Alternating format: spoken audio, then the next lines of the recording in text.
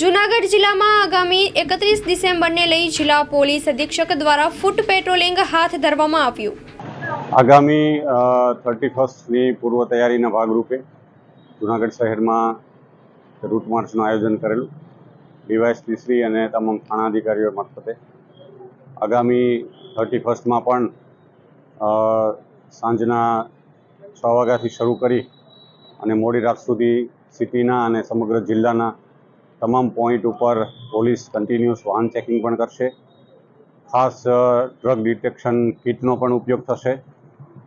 મહિલાઓની અવરજવર થાય છે ત્યાં 31માં સી ટીમની કામગીરી કરવામાં આવશે।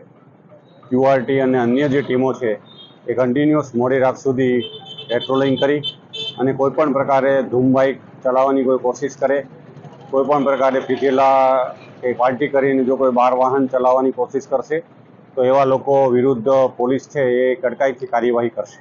જૂનાગઢ જિલ્લા મથક જે છે એ જૂનાગઢ શહેરમાં અને અન્ય જે ટાઉન છે એમાં પણ આ જ પ્રકારે સેમ પેટર્ન ઉપર છે એ વાહન ચેકિંગ અને જ્યાં જ્યાં ડ્રગ્સના ભૂતકાળમાં કેસો થયેલા છે એવા જે પોકેટ છે ત્યાં ટીમ છે બ્રેથ એનાલાઇઝરનો તો ઉપયોગ કરશે પણ સાથે સાથે ડ્રગ્સ ડિટેક્શન કિટનો પણ ઉપયોગ કરવામાં આવશે।